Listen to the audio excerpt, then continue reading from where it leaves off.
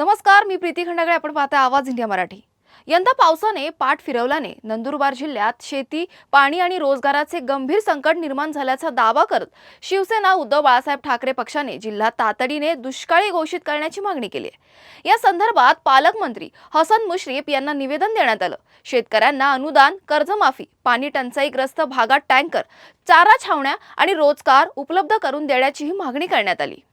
महिन्यापासून पावसाळा चालू झाला, पण आजपर्यंत इथं नंदुरबारमध्ये पाऊस झालेला नाही. तर हा नंदुरबारमध्ये पाणीचं जे दुष्काळचं सावळत आलेलं आहे, ते शेतकऱ्यांना कर्जमाफी आणि दुष्काळ जाहीर करण्यात यावा, नाहीतर याच्यापेक्षा तीव्र आंदोलन आम्ही नंदुरबार जिल्ह्यात करणार आहोत.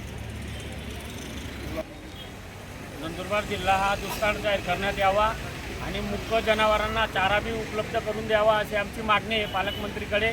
आणि नंदुरबारमध्ये जे पाणीचे आज शॉर्टेज झालेलं आहे, ते पाणीच्या बी काहीतरी नियोजन प्रशासनाने करावा, अशी आम्ही पालकमंत्रीकडे मागणी केलेली आहे.